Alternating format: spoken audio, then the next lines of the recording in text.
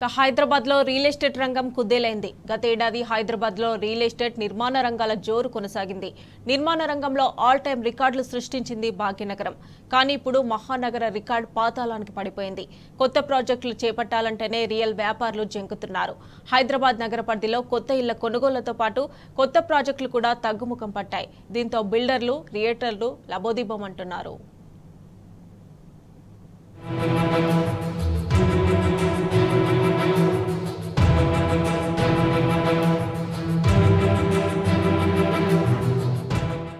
రాష్ట్రంలో real estate రంగానికి కోలుకోలేని దెబ్బ తగిలింది. హైదరాబాద్ మహానగరంలో గత కొన్ని నెలలుగా భూములు, ఇళ్ల క్రయ విక్రయాల జోరు తగ్గింది. రాష్ట్రంలో ఎన్నికలు మొదలైన నాటి నుంచే నివాస గృహాల అమ్మకాలు తగ్గుముఖం పట్టాయి.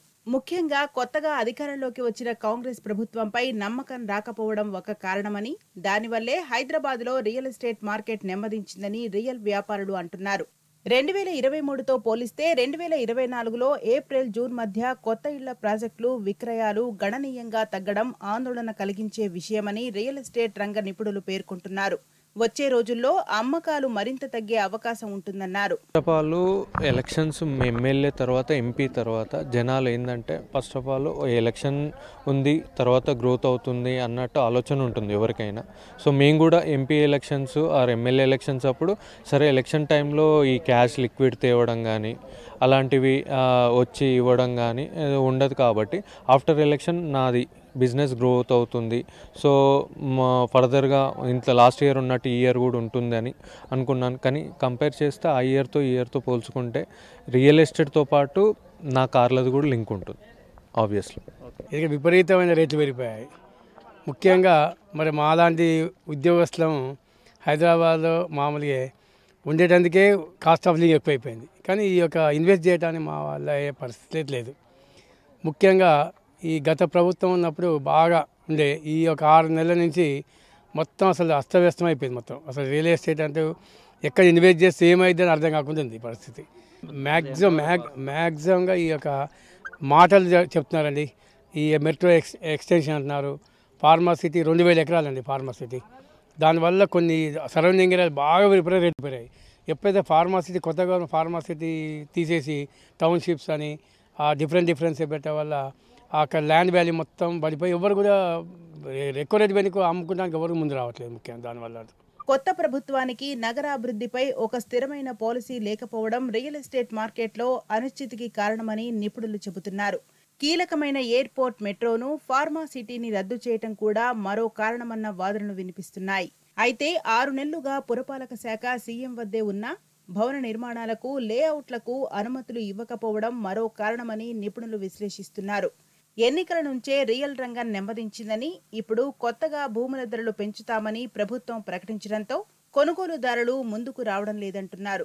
గత బీఆర్ఎస్ ప్రభుత్వం 9 ఏళ్లలో ఒకసారి మాత్రమే భూముల ధరలు పెంచిందని, కానీ కాంగ్రెస్ ప్రభుత్వం అధికారంలోకి వచ్చిన 6 నెలల్లోనే ధరలు పెంచేస్తుండటంతో కొనుగోళ్లపై ప్రభావం పడుతోందని రియల్ వ్యాపారులు అంటున్నారు.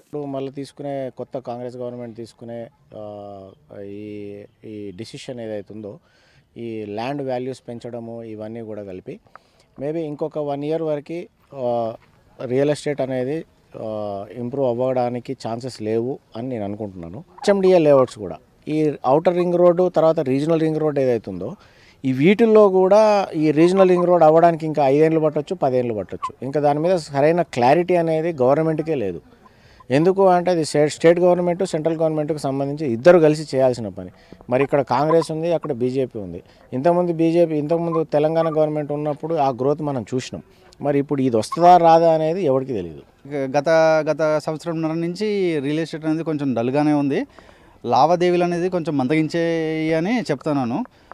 ఇంకా కొత్త గవర్నమెంట్ వచ్చినాక ఈ ధరణి పోర్టల్ మీద కొంచెం ఇష్యూస్ నడవడం వల్ల ఎవరికి నమ్మకం లేక అలా స్తంభించిపోయాయి ఈ లావాదేవీలన్నీ. మొన్న రేవంత్ రెడ్డి గారు సీఎం అయినాక అనౌన్స్ చేసినారు ప్రైజెస్ పెంచుతానని చెప్పేసి. ఆ ప్రైజెస్ పెంచడం వల్ల మీకు రిజిస్ట్రేషన్ ఛార్జెస్ పెరుగుతాయి.